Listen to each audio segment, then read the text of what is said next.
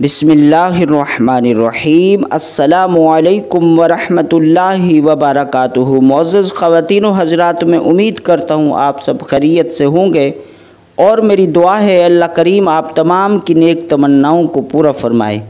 प्यारे दोस्तों, आज की वीडियो में मैं आप हज़रात को एक मुख्तसर सा विर्द बताऊँगा।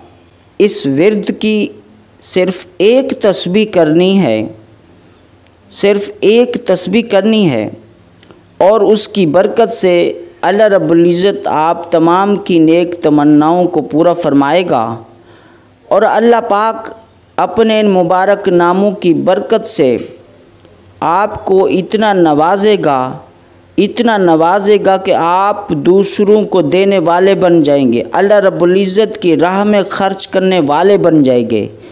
अल्लाह पाक आपको आपकी सोच से भी बेहतर अता फरमाएगा।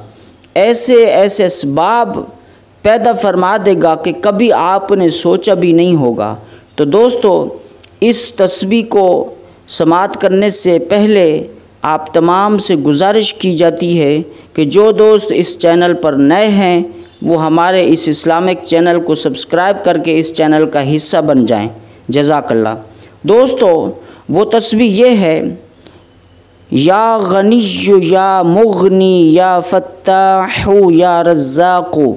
ये अल्लाह रब्बुल इज़्ज़त के 4 मुबारक नामों को मिलाकर पढ़ना है। असर की नमाज की अदायगी के बाद अव्वल व आखिर एक बार दरूद इब्राहीमी और फिर एक तस्बीह इन नामों की पढ़नी है, यानी 100 मरतबा पढ़ना है। या गनिय्यु या मुग़नी या फ़त्ताहु या रज़्ज़ाक़ु, या गनिय्यु या मुग़नी या फ़त्ताहु या रज़्ज़ाक़ु।